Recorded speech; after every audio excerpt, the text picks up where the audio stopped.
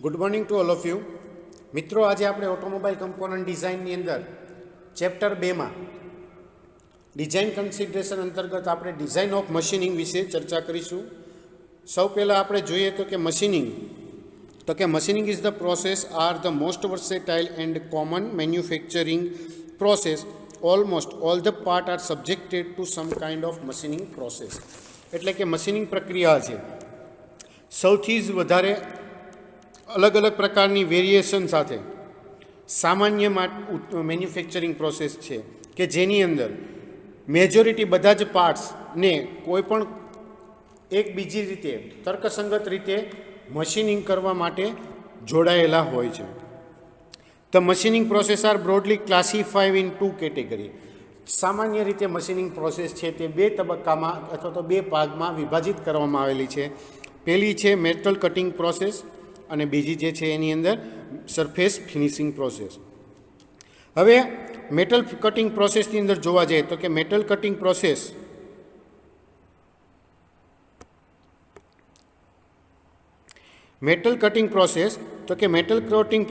અંદર આપણે the metal cutting process are shaping, welding, turning, milling, boring, drilling, reaming, broaching, slotting અને bobbing. એટલે કે કટિંગ પ્રોસેસની અંદર અલગ અલગ પ્રકારની જે પ્રોસેસ છે તેમાં જોવા જઈએ તો શેપિંગ, કે જે આપણે શેપિંગ મશીન ઉપર પરફોર્મ કરીએ છીએ. કોઈ પણ કટ ડેપ્થ ઓફ કટ લેવાની હોય અથવા તો કોઈ પણ શેપ એવો આપવાનો હોય તો શેપર મશીનની મદદથી આપણે શેપિંગ પ્રોસેસ કરતા હોઈએ છીએ. મિલિંગ મશીન ઉપર અલગ અલગ પ્રકારના પરફોર્મન્સ કરવામાં આવતા હોય છે. કટ માટે, ગિયર બનાવવા માટે આપણે યુઝ કરતા હોઈએ છીએ ઘણી વખત મિલિંગ મશીન. ટર્નિંગ આપણે પ્રોસેસ જે છે તે સામાન્યતઃ લેથ મશીન ઉપર કરવામાં આવતી હોય છે. બોરિંગ મશીનની મદદથી આપણે બોરિંગ પ્રક્રિયા કરતા હોય છે. એટલે કે એક્ઝિસ્ટિંગ સિલિન્ડરનો ડાયામીટર વધારવાનો હોય તો આવા કિસ્સામાં આપણે બોરિંગ જે છે એમ બોરિંગ ટૂલની મદદથી ડાયામીટર છે તે વધારતા હોય છે બોરિંગ મશીનની અંદર ટૂલ ફિક્સર કરીને. ડ્રિલિંગ, કોઈ પણ મશીન એલિમેન્ટની અંદર ડ્રિલ કરવાનું કામ છે તે આપણે ડ્રિલિંગ મશીનની અંદર કરતા હોઈએ છીએ. રીમિંગની અંદર જોવા જઈએ તો એક્ઝિસ્ટિંગ જે હોલ આપણે ડ્રિલ કરેલું હોય છે તો તેની સરફેસ ફિનિશિંગ મેળવવા માટે અથવા તો તેનું ફિનિશિંગ કરવા માટે અથવા તો થોડુંક માઇનર એમાં ડાયામીટર વધારવા માટે રીમિંગનો ઉપયોગ કરતા હોઈએ છીએ. બ્રોચિંગ એક પ્રકારનું મેટલ રિમૂવલ પ્રોસેસ છે કે જેની અંદર આપણે જે રીતે આપણે લાકડા વુડનમાં રંધાની મદદથી રિમૂવ કરીએ છીએ વુડ, લાકડું જે છે તે આપણે છોલતા હોઈએ છીએ તો તેની અહીંયા બ્રોચિંગની અંદર પણ એ એક પ્રોસેસ છે. સ્લોટિંગની અંદર જોવા જઈએ તો અંદર કોઈ પણ કટ આપવાનો હોય પાર્ટ્સની અંદર અથવા સ્લોટ આપવાનો હોય તો તેની ચર્ચા છે. અને બોબિંગ પ્રોસેસ પણ કરવામાં આવે છે. સરફેસ ફિનિશિંગની અંદર જોવા જઈએ surface finishing process are grinding, honing, lapping, buffing, polishing etcetera. Surface finishing પ્રોસેસની અંદર અલગ અલગ પ્રકારની આપણે સરફેસ ફિનિશિંગ પ્રોસેસ આવતી હોય છે જેની અંદર ગ્રાઇન્ડિંગ, કે સપાટીને આપણે ગ્રાઇન્ડ અપ કરીને સ્મૂધ કરવી. બીજા નંબરમાં જોઈએ તો હોનિંગ, એટલે કે જે આપણે જે કોઈ પણ એક્ઝિસ્ટિંગ હોલને બોરિંગ કરવામાં આવ્યું છે તો તેની અંદર ક્રોસ હેચ પેટર્ન પાડવા માટે આપણે બોરિંગનો ઉપયોગ કરતા હોઈએ છીએ એટલે તેની બોરિંગની સપાટી જે છે તે સ્મૂધ બને. લેપિંગની મદદથી આપણે કોઈ પણ પાર્ટ્સની ઉપર સપાટી જે છે તે ખરબચડી થઈ ગઈ હોય અથવા તો તેમાં અનઇવન સરફેસ થઈ ગઈ હોય તો તેની ઉપર લેપિંગ પ્રોસેસ કરવામાં આવે છે કે જેથી આપણે સ્મૂથ લીસી સપાટી છે તે મેળવી શકીએ છીએ. બફિંગ પ્રોસેસ પણ એક પ્રકારનું સરફેસ ફિનિશિંગ પ્રોસેસ છે કે જેમાં આપણે કોઈ પણ આપણે ઓટોમોબાઈલ વ્હીકલની અંદર જોઈએ તો આપણે બોડીની અંદર બફિંગ પ્રોસેસ કરવામાં ક્યારે આવે છે કે જ્યારે તેની ઉપર મેટલની પુટ્ટી લગાડવામાં આવી હોય અથવા તો જ્યારે તે આપણે બોડી ઉપર કાંઈ પણ પેઇન્ટિંગનું વર્ક કરવામાં આવ્યું હોય તો તેની ઉપર પુટ્ટીને એ બધું લગાડતા હોઈએ છીએ કે અલગ અલગ પ્રકારની ઓપરેશન પરફોર્મ કરતા હોઈએ છીએ તો એની સરફેસ ફિનિશિંગ માટે બફિંગ કરવામાં આવતું હોય છે. પોલિશિંગ એટલે જે કોઈ પણ બોડી તેને આપણે ચળકાટ ધરાવતી કરવા માટે એની ઉપર પોલિશિંગ કરવામાં આવતું હોય છે, વાર્નિશિંગ કરવામાં આવતું હોય છે. તો આવી અલગ અલગ સરફેસ ફિનિશિંગ પ્રોસેસ જે છે તે પરફોર્મ કરવામાં આવતી હોય છે મશીનિંગની અંદર. In the machining cost form, the significant portion of the total cost of the part and the total cost of the part can be reduced by the optimizing machining process. એટલે કે મશીનિંગના ખર્ચના total ભાગમાં આ surface finishing છે તે મહત્ત્વનો ભાગ ભજવે છે. એટલે મશીનિંગ પ્રક્રિયાને યોગ્ય બનાવવા માટે શક્ય હોય ત્યાં સુધી આ બધા પાર્ટ્સનું મશીનિંગ ઘટાડવા માટેનો ટોટલ ખર્ચને ઘટાડવા માટે પ્રયત્ન કરવામાં આવતો હોય છે. હવે આપણે આગળ જોઈએ the guideline to be follow design the parts for the machine are discuss below. એટલે કે મશીનિંગ કોઈ પણ પાર્ટ્સનું કરવાની હોય તો એવા પાર્ટ્સની ડિઝાઇન કરતા વખતે સામાન્ય રીતે કઈ કઈ જનરલ ગાઈડલાઇન જે છે તે ધ્યાનમાં લેવી જોઈએ તો તેની અંગે ચર્ચા કરીએ. તો અહીં આપણે પહેલાં લિસ્ટ જોઈ લઈએ. તો મશીન ઓનલી ફંક્શનલ સરફેસ, તો કે અમુક જે ફંક્શનલ સપાટી હોય કે તેનું મશીનિંગ કરવાનું હોય તો કઈ કઈ બાબત ધ્યાનમાં લેવી જોઈએ. Select the wide tolerance and roughest finish and that fulfil the functional requirement. એટલે કે ટોલરન્સની રેન્જ જે છે તે લાંબી સેટ કરવાની અને સરફેસ ફિનિશ માટે રફેસ્ટ માટે સરફેસ ફિનિશિંગની ફૂલફિલ રિક્વાયરમેન્ટ કરવા માટે જે ફંક્શન જે છે તે કાર્ય માટે ટોલરન્સની ગેજ લિમિટ છે તે મોટા પ્રમાણમાં સિલેક્ટ કરવી જોઈએ. Use the minimum number of the machine. શક્ય હોય ત્યાં સુધી મશીનની સંખ્યા છે, મશીન ઉપર પરફોર્મ કરવામાં આવતા ઓપરેશન છે તે ઓછા પસંદ કરવા. As far as possible design for the existing machining facility. શક્ય હોય ત્યાં સુધી મશીનિંગની હાલની સુવિધા ઉપલબ્ધ હોય ત્યાં સુધી પ્રોસેસ કરવાનો પ્રયત્ન કરવો જોઈએ. Machining should be completed an minimum machining position. શક્ય હોય ત્યાં સુધી ઓછામાં ઓછી મશીનિંગ પોઝિશન સાથે પ્રક્રિયા પૂરી થાય તેવો પ્રયત્ન કરવો જોઈએ. Parts should be rigid. Parts એવો સિલેક્ટ કરવો કે જે સખત એટલે કે મજબૂત હોય. Use the hole parallel or perpendicular to the edges of the part. એટલે કે કોઈપણ ભાગ માટે આપણે જોડવાના હોય તો આવા કિસ્સાની અંદર હોલ પેરેલલ કે પરપેન્ડિક્યુલર રીતે પાડવામાં આવે છે. નેક્સ્ટ આપણે જોઈએ તો use the standard size tooling. શક્ય હોય ત્યાં સુધી સ્ટાન્ડર્ડ ટૂલ્સનો ઉપયોગ કરવો. Use the end of blind hole conical. શક્ય હોય તેથી બ્લાઇન્ડ હોલ જે છે એનો છેડો કોનિકલ શેપમાં હોય તેવો પ્રયત્ન કરવો જોઈએ. Avoid the continuous of the threading up to the bottom of the hole. શક્ય હોય ત્યાં સુધી કોઈપણ થ્રેડેડના કિસ્સામાં ટોપથી બોટમ સુધી કન્ટિન્યુઅસ થ્રેડ પાડવાનું શક્ય હોય ત્યાં સુધી ટાળવું જોઈએ. Avoid the intersection of the finish surface to the form internal corner. શક્ય હોય ત્યાં સુધી આંતરિક જે એંગલ હોય, કોર્નર હોય તો તે બનાવવા માટે જે સપાટી તૈયાર કરવી હોય તો તેને ઓછી બનાવવા માટે પ્રયત્ન કરવો જોઈએ. For the parts with rotational symmetry. જે પાર્ટ રોટેશન કરતા હોય તેવા ભાગોને ઉપયોગ કરવાની સિમેટ્રી ઉપયોગ કરવા માટે આપણે ધ્યાનમાં લેવું જોઈએ. Use the use the concentric cylindric surface. Concentric એટલે કે સેન્ટ્રલાઇઝ સિલિન્ડ્રિક સપાટીઓ હોય, કેન્દ્રિત સિલિન્ડ્રિકલ સપાટીઓ હોય તેનો ઉપયોગ બને ત્યાં સુધી કરવો જોઈએ. Avoid the internal features in long part. શક્ય હોય ત્યાં સુધી લાંબા પાર્ટ્સ હોય તેની અંદર ઇન્ટરનલ ફીચર કોઈ પણ હોય તો તે ટાળવા જોઈએ. Avoid the part very large or very small L to D length to diameter ratio. શક્ય હોય ત્યાં સુધી બહુ નાના કે બહુ મોટા લેન્થ ટુ ડાયામીટરનો રેશિયો હોય તે ટાળવો જોઈએ. નેક્સ્ટ છે for internal corner on part specify the radius ready equal to the radius of the tool tip. તો કે ખૂબ જ આંતરિક કોર્નરવાળા પાર્ટ્સના સાધનના ટીપની રેડિયસ યોગ્ય રીતે સ્પષ્ટ કરવી જોઈએ. એની અંદર સબ ટોપિકમાં છે for the parts with non rotational symmetry, કે એવા પાર્ટ્સ કે જે એકબીજાની સિમેટ્રી રોટેશનલ સિમેટ્રિકલ ધરાવતા ન હોય. તો whenever possible all the machine surface should be perpendicular or parallel to each other as well as to the base.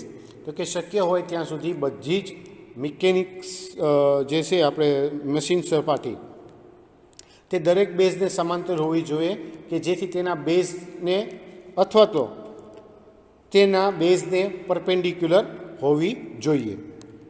Avoid the cylindrical bore in the long part. શક્ય હોય ત્યાં સુધી લાંબો જે પાર્ટ્સ હોય તો તેમાં સિલિન્ડ્રિકલ બોરિંગ ટાળવું જોઈએ.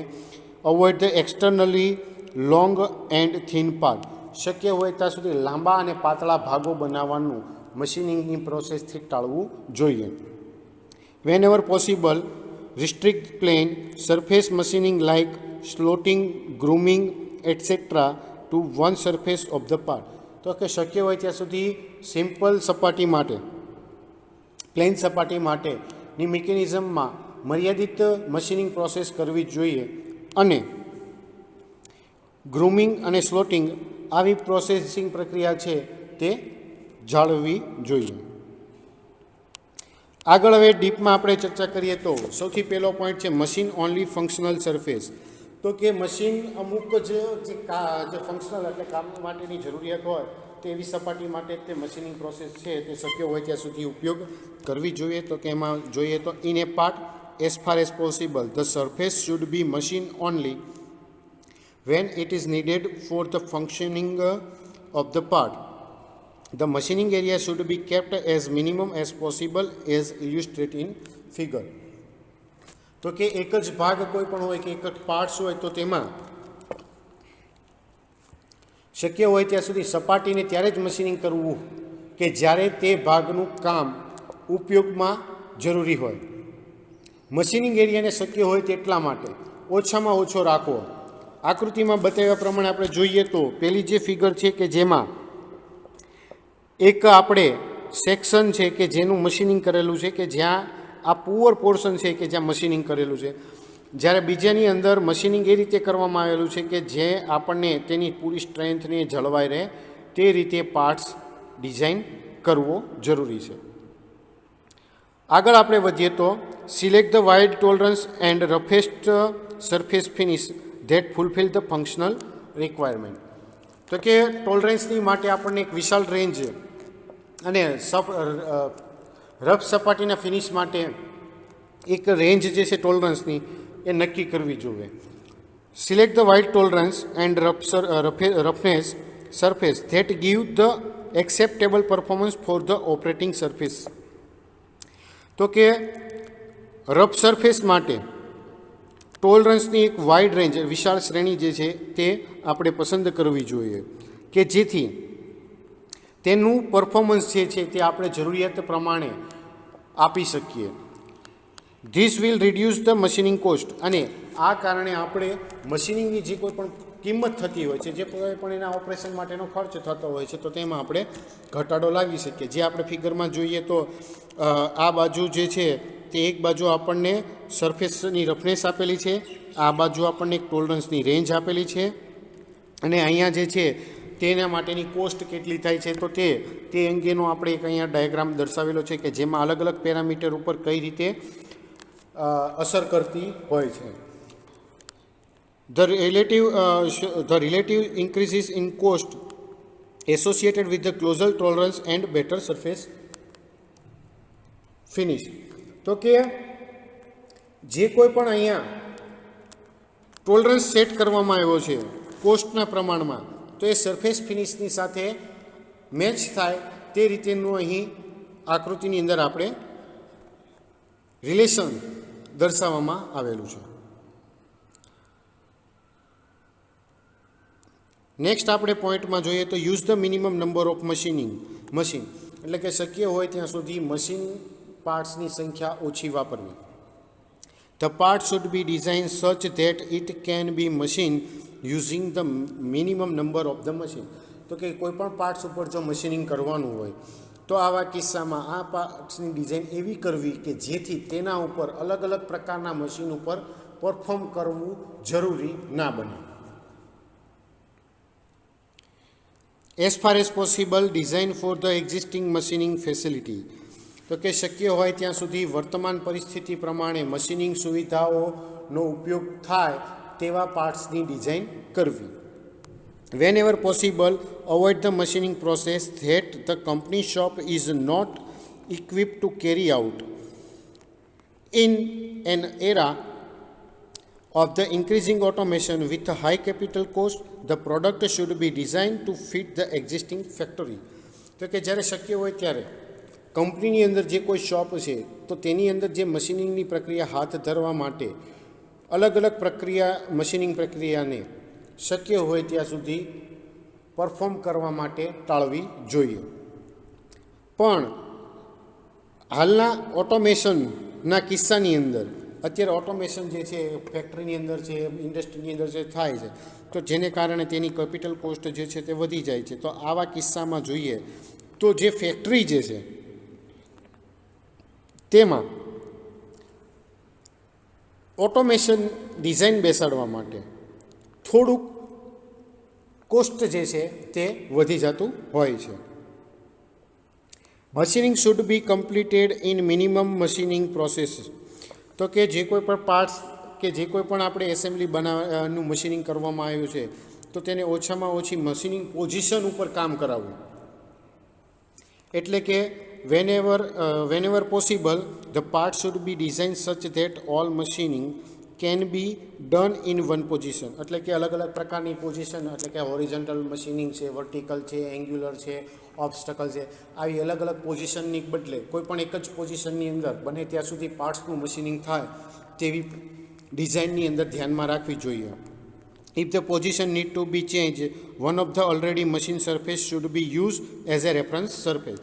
જો આવા કિસ્સામાં આપણે પોઝિશન બદલવી પડે તો પહેલેથી જ જે મશીન કરેલી સપાટી હોય તો તેને રેફરન્સ તરીકે વાપરીને અહીં મશીનિંગ પ્રોસેસ જે છે તે આગળ કરવી જરૂરી છે. આગળ વધીએ. Part should be rigid. શક્ય હોય ત્યાં સુધી જે કોઈ પણ પાર્ટ્સ મશીનિંગની મદદથી બનાવવાનો હોય તો તેની સ્ટ્રેન્થ જે છે, રિજિડિટી છે તે જળવાઈ વધારે હોવી જોઈએ. The part should be designed such that it is sufficient rigid to withstand the machining forces. એટલે કે મશીનિંગની વખતે જે કોઈ બળ લાગે તો તે બળની સામે ટકી રહેવા માટે પાર્ટ્સ જે છે તે ટકી શકે એવો મજબૂત હોય તેવો ડિઝાઇન કરવો જોઈએ. કેમ કે મશીન ઉપર આપણે અલગ અલગ પ્રોસેસ થતી હોય છે ને એ વખતે ઘણી વખત એવું પણ બને કે પાર્ટ્સ જે છે એ વારપેજ થઈ જતો, તળે જતું હોય, ડિફોર્મેશન થતું હોય અથવા તો બીજી કોઈ ડિફેક્ટ આવતી હોય. તો આવા કિસ્સામાં કોસ્ટ જે છે તેના ઉપર અસર પડે છે, ક્વોલિટી ઉપર પણ અસર પડે છે અને મટીરિયલ જે છે એ પણ આપણું વેડફાઈ જતું હોય છે. નેક્સ્ટ પોઈન્ટ છે તો use the hole parallel or perpendicular to the axis of the part.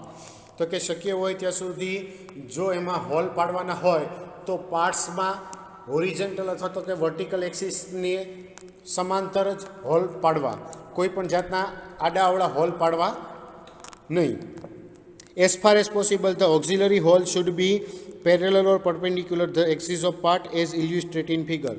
તો કે આકૃતિમાં બતાવ્યા પ્રમાણે શક્ય હોય ત્યાં સુધી જ્યારે હોલ પાડવા જરૂરી જ બનતા હોય તો આવા કિસ્સામાં જે મશીન એલિમેન્ટ અથવા તો કે જે મશીનિંગ કરવાનું છે એ પાર્ટની સપાટીને પરપેન્ડિક્યુલર અથવા તો પેરેલલ દિશાની અંદર જ હોલ જે છે તે સિલેક્ટ કરવા. શક્ય બને તો હોલ પાડવાનું ટાળવું, પણ જો જરૂરી હોય તો પેરેલલ કે પરપેન્ડિક્યુલર કરવા અને કોઈ પણ કિસ્સામાં એની અંદર વાંકા ચૂકા કે આડા અવળા હોલની પોઝિશન બને તો ટાળવી જરૂરી છે. અહીં આપણે આકૃતિમાં જોઈએ તો એક પુઅર છે અને બીજામાં છે ગુડ કન્ડિશન. અલગ અલગ બે કન્ડિશન છે. પહેલી કન્ડિશનની અંદર જોઈએ તો બે હોલ જે છે તે 90 ડિગ્રી એટલે કે જે આપણે જે પાર્ટ્સ છે એને 90 ડિગ્રીએ પરપેન્ડિક્યુલર હોલ બે પાડેલા છે, પરંતુ બાકીના જે બે હોલ છે તે એને કોઈ પણ એક એંગલ અથવા તો કે ઓબ્સ્ટકલ રીતે પાડેલા છે. તો આવું બને ત્યાં લગીન કિસ્સામાં ટાળવું જરૂરી છે. તો આ નીચે ફિગર છે તો જે આપણે ઓબ્સ્ટકલ હોલ છે તો એની અંદર શું છે કે મશીનિંગ જે પ્રોસેસ જે છે ત્યાર પછી એની અંદર ફિટમેન્ટ કરવાનું હોય તો તે થોડું ઘણું જટિલ રહે છે. તો આવા કિસ્સાને નિવારવા માટે નીચે જે આપણે ફિગર છે એની અંદર જોઈએ તો 2 હોરિઝોન્ટલ હોલ જે છે એ બનાવવામાં આવેલા છે. નેક્સ્ટ પોઈન્ટ જે છે તો કે use the standard size tooling. શક્ય હોય ત્યાં સુધી જે સ્ટાન્ડર્ડાઇઝ પાર્ટ ટૂલ્સ અથવા તો ડિવાઇસ હોય તેનો જ ઉપયોગ મશીનિંગ દરમિયાન કરવો જોઈએ. In part as far as possible the hole dimension, દાખલા તરીકે અહીં diameter or length should be selected such that they can be machined with standard drill or boring the bar.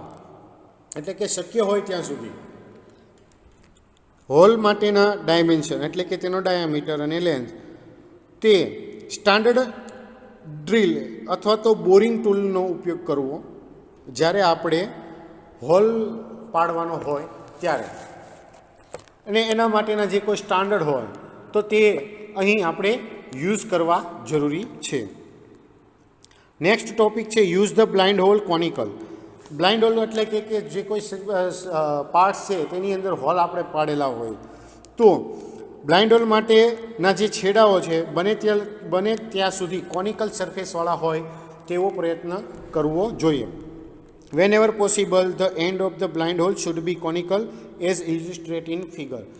શક્ય હોય ત્યાં સુધી આ છિદ્ર જે હોલ જે છે તેની એન્ડ જે છેડો છે તે ફ્લેટ ના રહેવા કરતાં કોનિકલ શેપમાં કોઈ પણ એક નિશ્ચિત એંગલ આપીને સેટ કરવો જોઈએ કે જેથી આપણે કોઈ પણ ફાસ્ટનિંગ કરવાનું હોય તો ઇઝીલી અંદર થ્રેડ કરવાના હોય તો તેની અંદર ઇઝીલી આપણે કરી શકીએ. અહીં આપણે ફિગર પુઅરની અંદર જોઈએ તો જે બ્લાઇન્ડ હોલ છે તેનો જે સપાટી જે છે તે ફ્લેટ હેડ છે અને બીજી બાજુ થ્રેડેડ હોલ જે છે તો તેમાં પણ ફ્લેટ એન્ડ આપેલો છે. જ્યારે બીજા કિસ્સાની અંદર આપણે જોવા જઈએ તો તેની અંદર આપણને નીચેના ભાગમાં બંને તરફ એક્સ્ટ્રા કોનિકલ શેપ આપ્યો છે કે જેથી તેનું ફિટમેન્ટ અથવા તો બેઠક જે છે એને જળવાઈ રહે. જે કોઈ પાર્ટ્સ આપણે ફિટ કરવાનો છે તેની બેઠક આપણને અહીંયા મળી રહે. આગળ આપણે જોઈએ તો avoid the continuous of threading up to the bottom of the hole. એટલે કે શક્ય હોય ત્યાં સુધી સળંગ થ્રેડિંગ છેડા સુધીનું અથવા તો હોલની અંદર કન્ટિન્યુઅસ થ્રેડિંગ છે તે ટાળવું જોઈએ. In the thread blind hole the thread should not continue up to bottom of the hole. એટલે કે નક્કી કરવું કે બને ત્યાં સુધી બ્લાઇન્ડ હોલ જે છે તેના તળિયા સુધીના ભાગમાં કન્ટિન્યુ થ્રેડ જે છે એ કરવું ના જોઈએ. નેક્સ્ટમાં જોઈએ તો avoid the intersection of the finish surface two form internal corner.